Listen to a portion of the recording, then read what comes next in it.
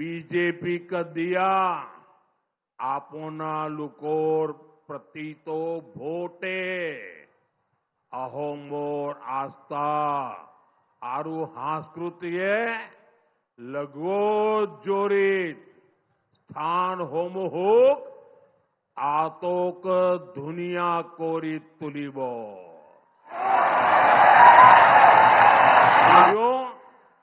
BJP का मंत्र नागरिक देवो भव का है। हम देश के नागरिकों को देव मानकर उनकी सेवा में जुटे हैं, उनके जीवन को आसान बना रहे हैं। आजकल आप देख रहे हैं कि दुनिया में कितना बड़ा संकट आया है। पश्चिमी एशिया में चल रहे युद्ध से दुनिया भर में हाहाकार मचा हुआ है। अमीर से अमीर देशों में भी इस समय स्थितियां बहुत खराब है। जो छोटे और विकासशील देश हैं, उनकी हालत भी बहुत खराब है। लेकिन साथियों, संकट के इस समय में भी बीजेपी सरकार देशवासियों के हित में लगातार काम कर रही है। बीजेपी एनडीए सरकार ने ये सुनिश्चित किया है कि वैश्विक संकट का बोझ गरीब पर, मिडिल क्लास पर, हमारे किसानों पर न पड़े। यही पहले भी हमारी प्राथमिकता रही है और आज भी है। साथियों, कोरोना के समय में भी जब हर तरफ हाहाकार मचा था, तब भी हमने देश के करोड़ों परिवारों को मुफ्त राशन देने की योजना बनाई थी। आज भी यहां असम के लाखों परिवारों को इसका फायदा मिल रहा है।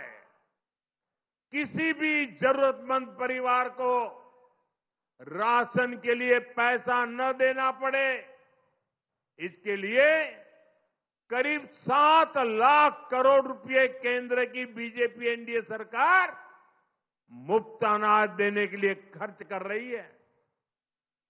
साथियों, कोरोना के उसी समय में दुनिया में खाद, फर्टिलाइजर बहुत महंगी हो गई थी, लेकिन भारत ने अपने किसानों को कभी परेशानी नहीं आने दी। यूरिया की जो बोरी विदेश से 3,000 रुपये में आती थी, वो हमने अपने किसानों को 300 रुपये से भी कम में दी है। आप आंकड़ा बोलेंगे? मैं आपको पूछता हूं, आप आंकड़ा बोलेंगे? आप लोग बोलेंगे? पक्का बोलेंगे? देखिए, विदेशों में फर्टिलाइजर की एक बोरी 3,000 रुपये में बिकती थी। कितने में? जरा जोर से बोलिए, कितने में? कितने में? कितने में? भारत में किसानों को मिलती थी 300 रुपये में। कितने में? कितने में? किसानों का फायदा हुआ कि नहीं हुआ? और इसके लिए भी लाखों करोड़ रुपए केंद्र सरकार ने खर्च किए हैं। साथियों, हो जाए शीतला माता की धरती है।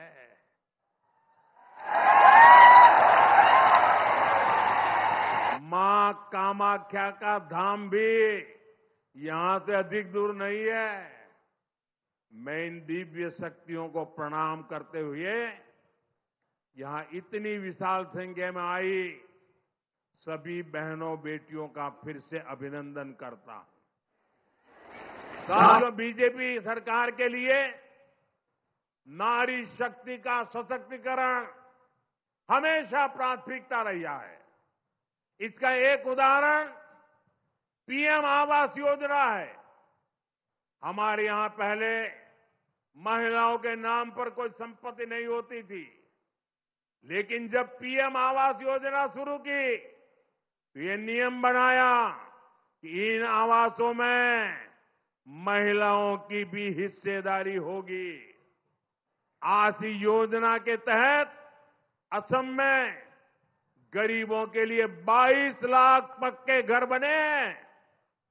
गरीबों के 22 लाख पक्के घर। आप बताएंगे आंकड़ा कितना, कितने घर बने हैं? 22 लाख। उधर से आवाज आए, कितने बने हैं? कितने बने हैं? कितने बने हैं? 22 लाख। और इनमें से ज्यादातर घरों की मालकिन ये मेरी माताएं बहनें हैं, महिलाएं हैं।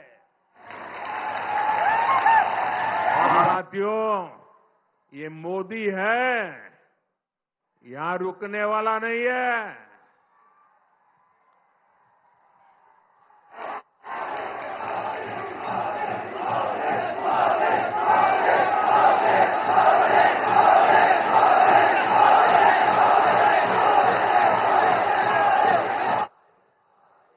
ये मोदी है, यहां रुकने वाला नहीं है। अब बीजेपी आने वाले सालों में असम में नए 15 लाख और पक्के घर गरीबों को देने जा रही है। यानी जिन्हें अब तक पीएम आवास योजना का लाभ नहीं मिला है, उन्हें आगे इसका लाभ जरूर मिलेगा। साथियों, ये मोदी की गारंटी है। आप बता देना उनको। साथियों, डबल इंजन सरकार ने महिलाओं के लिए हर क्षेत्र में नए नए द्वार खोले। हमने हर नागरिक को बैंक से जोड़ने का अभियान शुरू किया। इसको आगे बढ़ाने में करीब 1.5 लाख बैंक सखियों की बड़ी भूमिका रही है। अब हम देश में बीमा कवर को विस्तार दे रहे हैं। इसमें भी बीमा सखी की बड़ी भूमिका होने वाली है। इसी तरह कृषि सखियां किसानों को प्राकृतिक खेती के गुर सिखा रही है। पशु सखियां गांव में श्वेत क्रांति को विस्तार दे रही है। नमो ड्रोन दीदियां खेती में ड्रोन क्रांति का नेतृत्व कर रही है।